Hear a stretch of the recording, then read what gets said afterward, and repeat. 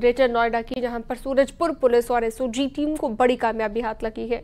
Honey trap के जरिए लोगों को फंसाकर वसूली करने वाले गिरोह का पर्दाफाश यहां पर किया गया है और संयुक्त कार्रवाई में 5 शातिरों को गिरफ्तार कर लिया गया है। इनके कब्जे से 82,000 कैश, 40,000 का ऑनलाइन खरीदा हुआ सामान बरामद किया गया।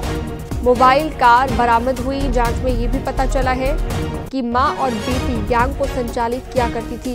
गिरोह की सरगना कविता है और इस शातिर खेल में सरगना की नाबालिग बेटी की भतीजी भी शामिल है। ये भी पता चला है कि सरगना कविता किसी फारूक नाम के शख्स के साथ लिव इन में रह रही थी और दुष्कर्म, छेड़खानी और पॉस्को के झूठे मुकदमे में फंसाने के नाम पर शातिर वसूली किया करते थे। अनजान नंबर पर मिस कॉल के जरिए लोगों को हनी ट्रैप के जाल में फंसाते थे।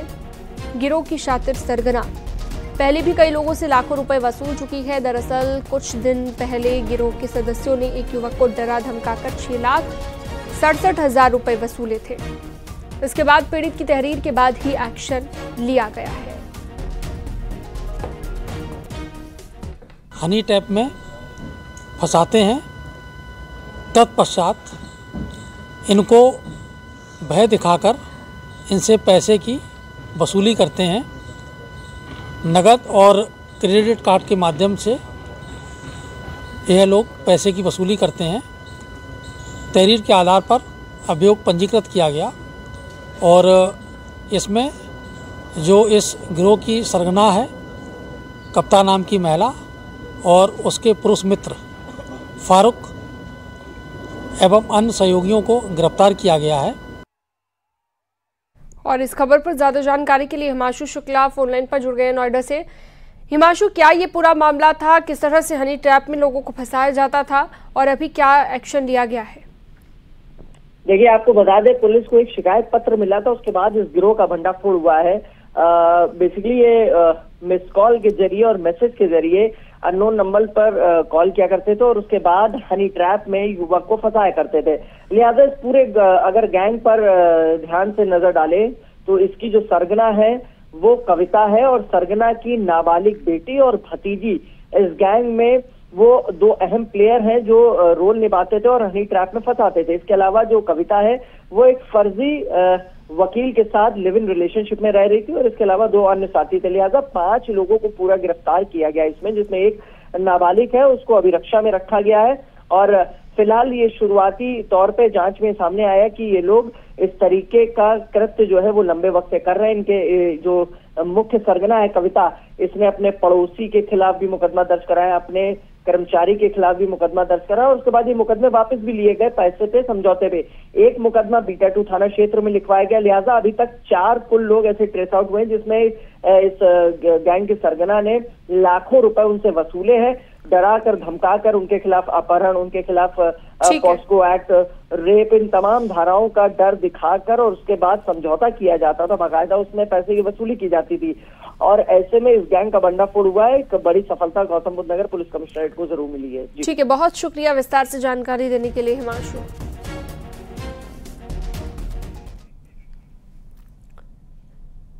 फिरोजाबाद में पुलिस ने मुठभेड़ के दौरान 25,000 के इनामी हिस्ट्री शीटर को गिरफ्तार कर लिया है। पुलिस तलाश कर रही थी और कब्जे से तमंचा और कारतूस भी बरामद कर लिए गए हैं। तो फिरोजाबाद की खबर, इनकाउंटर हुआ है, 25,000 के इनामी हिस्ट्री शीटर को गिरफ्तार कर लिया गया।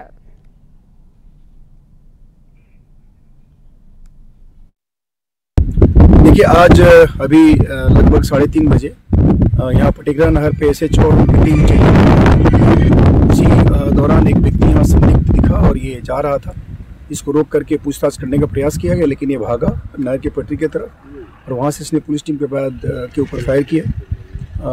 जवाबी कार्रवाई हुई। उसके बाद जवाबी कार्रवाई में ये घायल हुआ। यहाँ पे ये कुछ देर के बाद लाइट में देखा गया, ये पड़ा मिला था। इसके पास एक तमंचा था, उसके बाद 2 जिंदा कारतूस थे, 3 खोखे बरामद हुए उसके पोजीशन से जहाँ पे ये पड़ा हुआ था। हम लोगों ने इमीडिएटली इसको उठा के हॉस्पिटल भिजवाया। रास्ते में पूछताछ की गई, इसने अपना नाम रंजीत बताया। ये अभी जसराना थाने में घटना घटी थी, 3 तारीख को एक मर्डर हुआ था। उस मर्डर में ये वांटेड था, 25,000 रुपये का इनाम था इसके ऊपर और ये इस थाने का HS भी है। इस प्रकार इसकी यहाँ पुलिस मुठभेड़ में गिरफ्तारी हुई है और इसमें अग्रिम पूछताछ की जाएगी और वैधानिक कार्रवाई की जाएगी।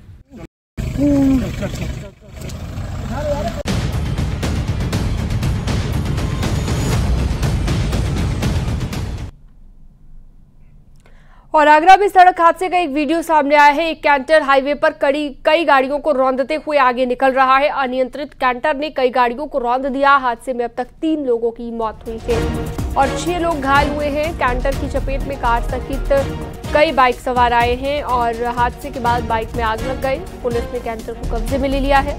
कैंटर का ड्राइवर मौके से फरार है और थाना सिकंदरा क्षेत्र का ये मामला बताया गया।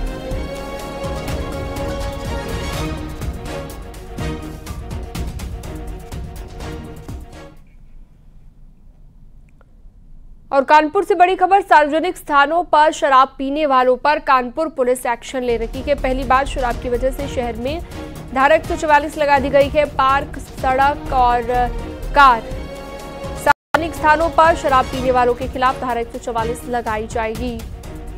तो जो कार्रवाई होगी वो धारा 144 के तहत होगी। 28 फरवरी तक धारा 144 लगा दी गई है। नोडल अधिकारी इस पर नजर रखेंगे। इसकी वीडियो फोटोग्राफी भी करवाई जाएगी।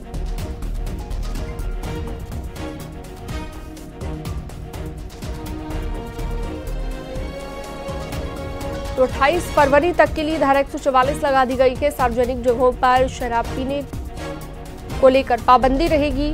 अगर कोई ऐसा करता है तो धारा 144 के तहत उस पर कार्रवाई की जाए।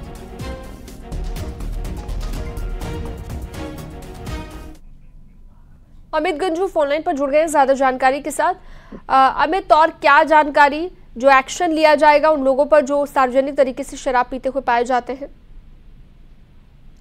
देखिए शीनम जी, मैं आपको बताना चाहूंगा कि कानपुर कमिश्नरेट के अंतर्गत नए कमिश्नर ने चार्ज लेने के बाद जहां एक ट्रैफिक व्यवस्था को दिशा दे, वहीं शराब पीकर एक्सीडेंट्स हो रहे थे, शराब पी के लोग हुड़दंग, लगातार मामले सामने आ रहे हैं, जिसके बाद धारा 144 अब लागू कर दी गई है। सिर्फ उन पर जो शराब पार्कों के किनारे गाड़ियों में 4 दोस्त अगर बैठे होंगे या 4 से अधिक होंगे या सार्वजनिक स्थानों पर अगर शराब पीते मिले तो धारा 144 उनके पे भी एप्लीकेबल होगी। इसकी 28 फरवरी तक की मियाद रखी गई है और कानपुर को 5 जोन्स में बांटा गया है। East, west, south, crime and traffic, ऐसे इन सेक्टर्स में बांटा गया है और थानेदारों को ये सख्त निर्देश दिए गए हैं कि जिसके खिलाफ भी एक्शन लिया जाए उसकी फोटोग्राफी कराई जाए ताकि वो कोई एक्सक्यूज न दे सके। और इसके पीछे सबसे बड़ा उद्देश्य शराब पीकर हुड़दंग ना हो, न्याय कानून व्यवस्था बनी रहे और कानून का पालन हो, इसका विशेष ध्यान रखा जाए। इस निर्देश के बाद से 8 तारीख की देर रात से निर्देश जारी हुआ। अभी 24 घंटे से कुछ ही ज्यादा समय हुआ है, मगर इन सब के बीच 250 से ज्यादा लोगों के चालान हो चुके हैं और 1000 से ज्यादा लोगों के खिलाफ पेपर तैयार किया गया है। जी, बहुत शुक्रिया विस्तार से जानकारी देने के लिए आपका। तो 28 फरवरी तक के लिए धारा 144 लगा दी गई है। अगर कोई भी इस तरीके से इसका उल्लंघन करता हुआ पाया जाता है तो उस पर धारा 144 के तहत कार्रवाई होगी। अमरोहा में घर में अलाव जलाने से दर्दनाक हादसा हुआ। घर में सो रखे 7 लोगों में से अब तक 6 लोगों की मौत हो गई है। मरने वालों में 5 बच्चे और एक महिला जो बच्चों की मां है उसकी मौत हुई है। घटना मंगलवार की है। शुरुआती जांच में दम घुटने से मौत होने की आशंका है। घटना सैद नगली थाना इलाके के अलीपुर भूड़ गांव की है। पुलिस तमाम पहलुओं से मामले की तहकीकात में जुटी हुई है। एक शख्स का इलाज अभी भी अस्पताल में चल रहा है।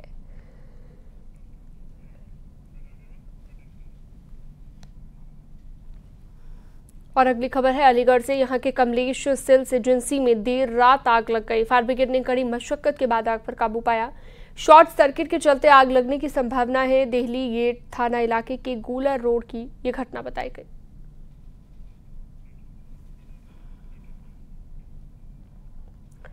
जालौन में मकान की छत पर सांड चढ़ गया। पहले सांड मकान की पहली मंजिल पर चढ़ा, लेकिन मकान में दरवाजा न होने के चलते छत पर सांड चढ़ गया।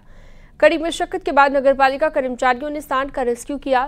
कोच नगर के पटेल नगर का यह मामला बताया गया।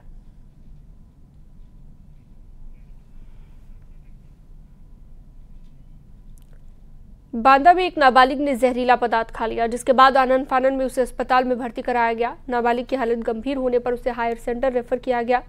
मामला जसपुरा थाना क्षेत्र का है, जहां पर एक नाबालिग ने जहरीला पदार्थ उगल लिया।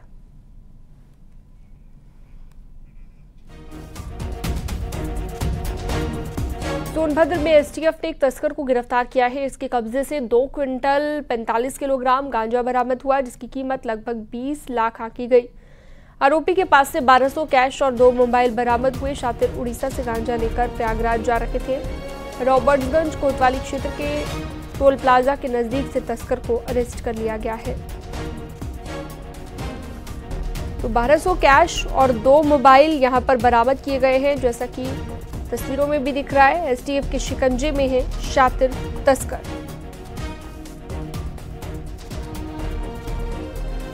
दो क्विंटल 45 किलोग्राम गांजा बरामद हुआ है मौके से।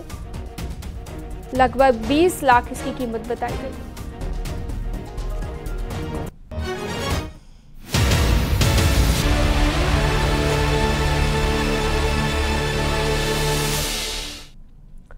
दिल्ली से लेकर यूपी तक सर्दी का सितम जारी है। लोग शीतलहर से परेशान हैं। ठंड के चलते कई जिलों में स्कूलों में छुट्टी कर दी गई है। पूरा उत्तर भारत इस वक्त कड़ाके की ठंड से कांप रहा है। नोएडा में भी कड़ाके की ठंड पड़ रही है। झांसी, मेरठ, बाराबंकी में भी कड़ाके की सर्दी है। लोग घरों में दुबकने को मजबूर हैं।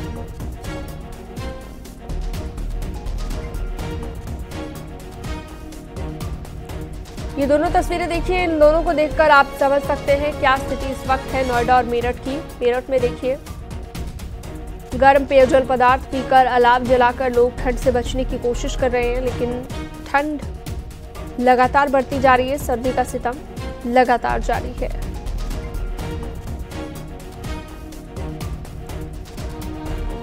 और ये दो तस्वीरें भी झांसी और बाराबंकी की, इन दोनों जगहों पर भी कुछ यही हालात बने हुए हैं। शीतलहर की चपेट में ये जिले भी आए हुए हैं और आम लोगों को परेशानी हो रही है।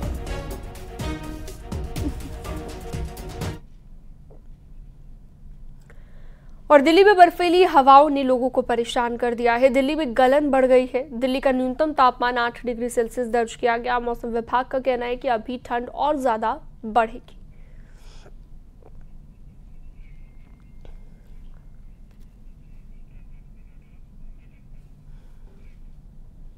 और वक्त एक छोटे से ब्रेक का, जल्द लौटते हैं।